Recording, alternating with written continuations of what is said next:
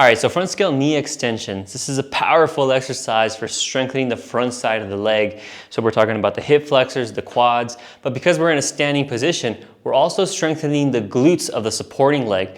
So from here, we don't need any equipment for the most part. When we first start this off, all we need is something to support us. So you'll notice that I'm demonstrating this here with my hand on the window or grabbing these bars, but just holding onto the wall or placing your hand on the wall can help quite a lot.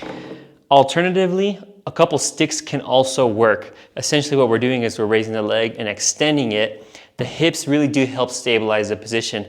What we don't want is to be shaky here and not able to really seek some intensity in the exercise, because that's what we're after, intensity here. We're trying to build some serious strength in the hip flexors, front side of the leg.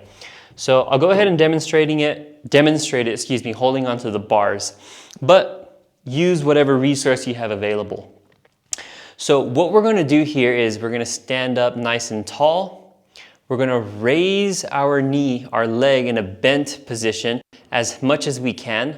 Let's say that's here. Now, we're gonna squeeze the glute of the leg that's supporting us. So with this glute squeezed firmly now, we're gonna then extend this knee. You may find that you shake, it's very intense, you may cramp, all that is okay. The way that we extend this knee is by maximally contracting the quad here.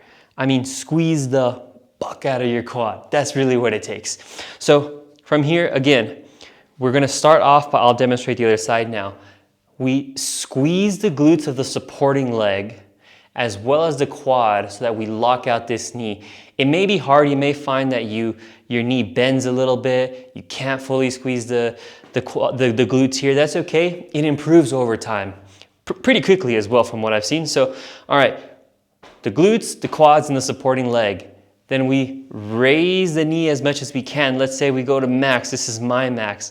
And from here, now we squeeze this quad without letting it drop, drop, drop, boom. Try not to let where your knee is in space drop down. That's what we're trying to maintain. If you had something, ideally would be like, let's say we had a target.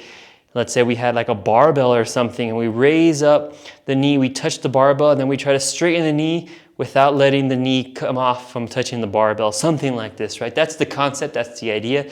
That's what we're striving for. But either way, it doesn't matter if you have it or not. What matters is that you seek some intensity. And so again, we raise as much as we can, extend the knee, seek those shakes, and then we come back down and we repeat for the number of reps prescribed and the whole time prescribed.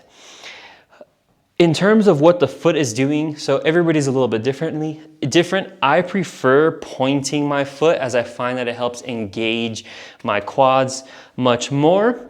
But some people find that when they flex their foot or they do the opposite of pointing their toes, they point their toes towards their body, they find they can get much more hip flexion, meaning we can raise our leg even higher.